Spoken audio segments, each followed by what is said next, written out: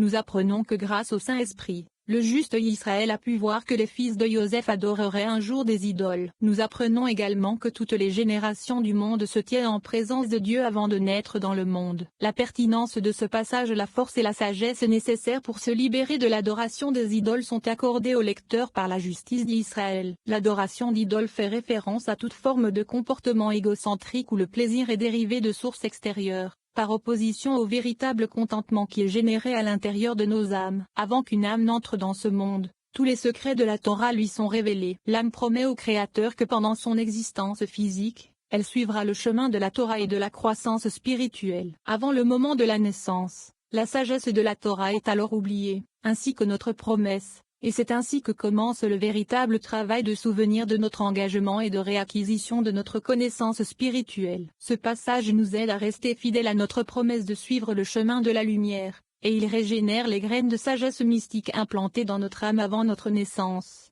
366. Israël vit les fils de Joseph et dit, qui sont-ils? Rabbi Tchak a dit, ce verset est difficile à comprendre. Il est écrit, et Israël vit, mais aussi, et les yeux d'Israël étaient affaiblis par l'âge, de sorte qu'il ne pouvait pas voir. S'il ne peut pas voir, comment se fait-il alors que, et Israël vit? Il répond, et Israël voit signifie qu'il a vu par l'Esprit Saint les descendants de Joseph, Yerovam et sa fraternité, le même Yerovam qui a fait les deux veaux d'or, et a dit, ce sont tes Elohim. Israël Malachim 12h28. C'est pourquoi il a dit, qui sont ceux-là? Qui est celui qui dira, voici tes Elohim, tes idoles adorées. Il est donc écrit, et Israël vit les fils de Joseph. 367. D'après cela, nous comprenons que les justes voient les choses de loin, avant qu'elles soient manifestées dans le monde, puisque le Saint, béni soit-il, les orne de sa couronne. Car le Saint, béni soit-il, voit au loin, comme il est dit, et Elohim vit tout ce qu'il avait fait, et voici,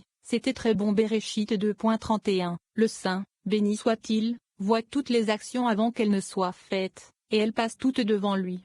368. De la même manière, toutes les générations du monde, d'un bout à l'autre du monde, se tiennent devant lui avant de venir au monde. C'est ce qui est écrit dans le verset celui qui appelle les générations depuis le début, Yeshaya 41 2.4, c'est-à-dire avant la création de l'univers, car toutes les âmes qui descendent dans le monde se tiennent devant le Saint, béni soit-il, avant d'y entrer, en prenant leur forme et leur nom terrestre. Il est écrit, il les appelle tous par leur nom. Yeremia 42.26. 369. Les justes aussi se voient montrés par le Saint, béni soit-il, toutes les générations du monde, avant qu'il n'y entre. D'où savons-nous cela? D'Adam, qui fut le premier à se voir montré par le Saint, béni soit-il, les générations avant qu'elles ne viennent, comme il est écrit.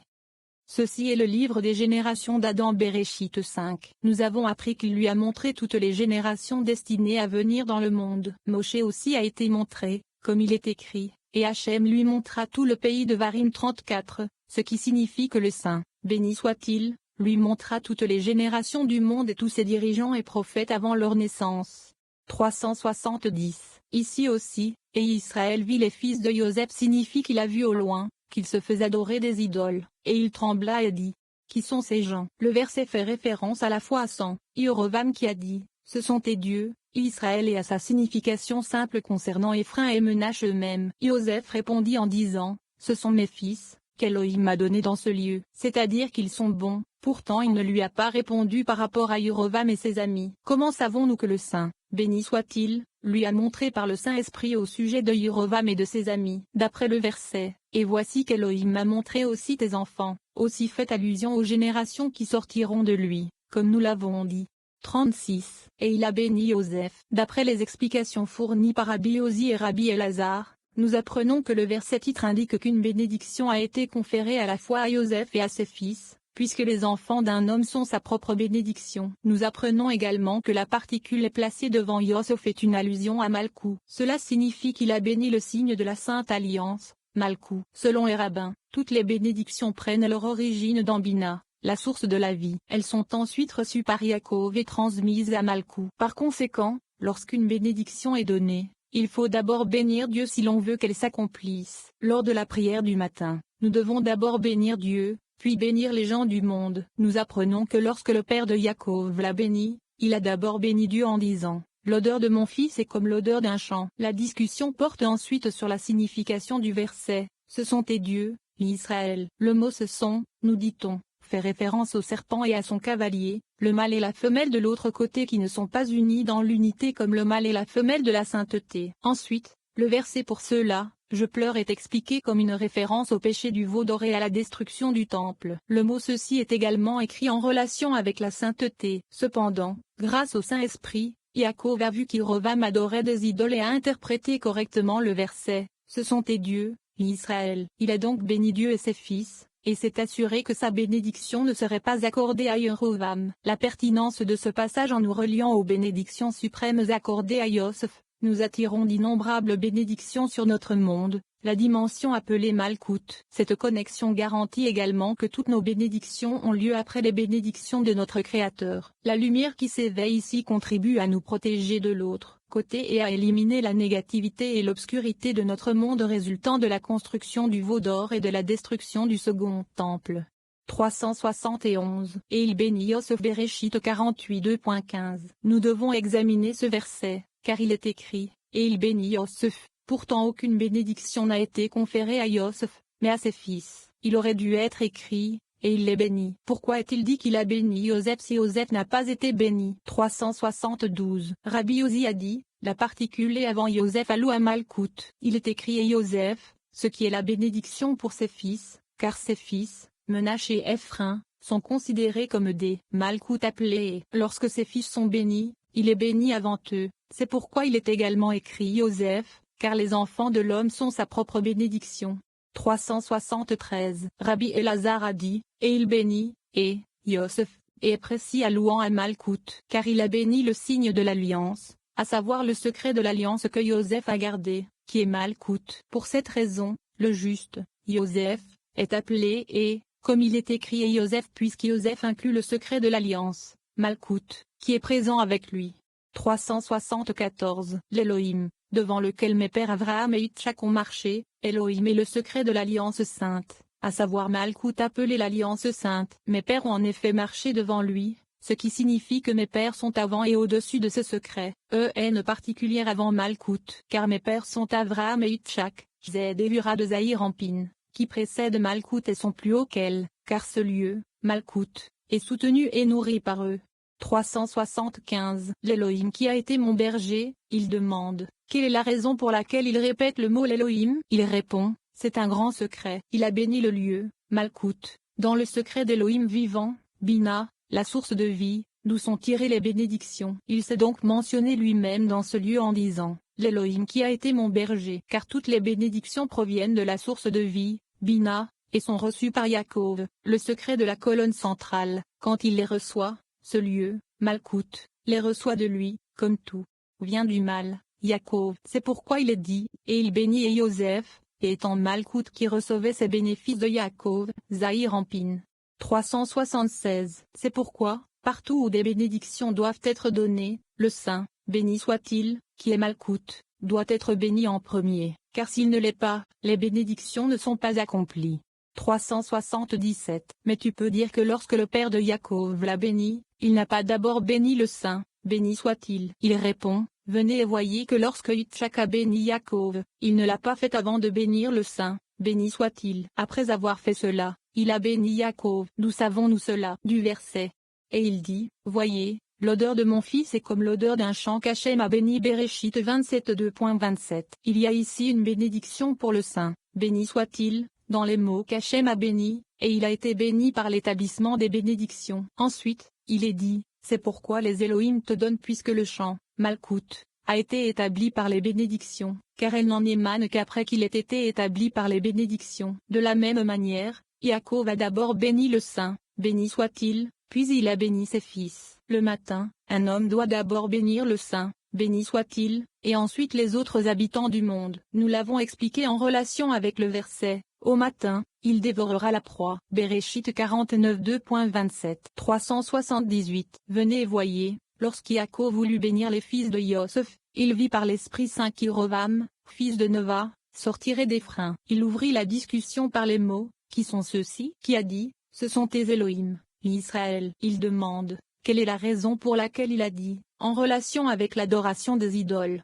Voici tes Elohim, l'Israël. Il répond, c'est un secret. De tous les côtés du serpent maléfique, il y a le côté de l'esprit de souillure considéré comme l'aspect du serpent, et il y a son cavalier, Samaël, d'autres mots, ils sont mâles et femelles. Lorsqu'ils s'accouplent, ils sont appelés ceux-ci au pluriel, pour montrer qu'ils ne sont pas unis dans l'unité comme le mâle et la femelle de la sainteté, mais qu'ils sont séparés. Parce que l'autre côté commence uni mais finit dans la séparation. Ils apparaissent dans le monde sous leurs différents aspects, tous ceux qui sont tirés du serpent, proviennent de l'accouchement du mâle et de la femme appelée celle-ci.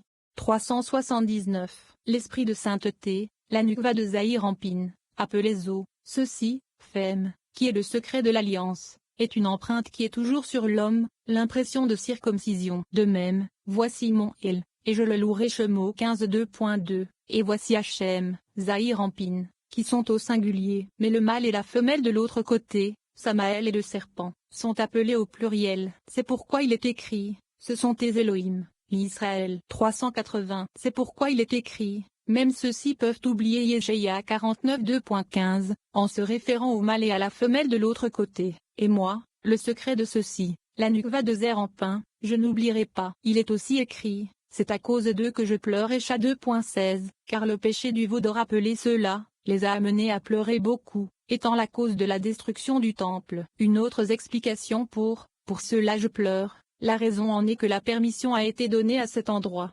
nommément au serpent et Samaël, de régner sur Israël et de détruire le temple, puisqu'on leur a donné la permission, je pleure, moi qui suis le Saint-Esprit, nommément le Nukva appelez-moi. 381. On peut dire qu'il est écrit, voici les paroles de l'alliance de Varim 28, 69. Pouvez-vous dire que celles-ci sont le nom de l'homme et de la femme de l'autre côté? Il répond, assurément, ces malédictions ne sont pas accomplies sauf à travers ceux-ci, qui sont de l'autre côté, où toutes les malédictions résident, comme nous avons expliqué à propos du serpent qu'il est maudit, mauvais au-dessus. Toute bête des champs Béréchit 2h14. La Torah a donc précédé en disant ceci pour ceux qui transgressent les paroles de l'Alliance. 382. Ce sont les commandements qu'Hachem a ordonnés. Vayikra 27:2.34. Il demande, ce sont les commandements, pourquoi est-il écrit ce sont même une relation avec la sainteté? Il répond, c'est parce que tous les préceptes de la Torah purifient l'homme afin qu'il ne dévie pas du chemin et qu'il s'éloigne de l'autre côté. C'est pourquoi,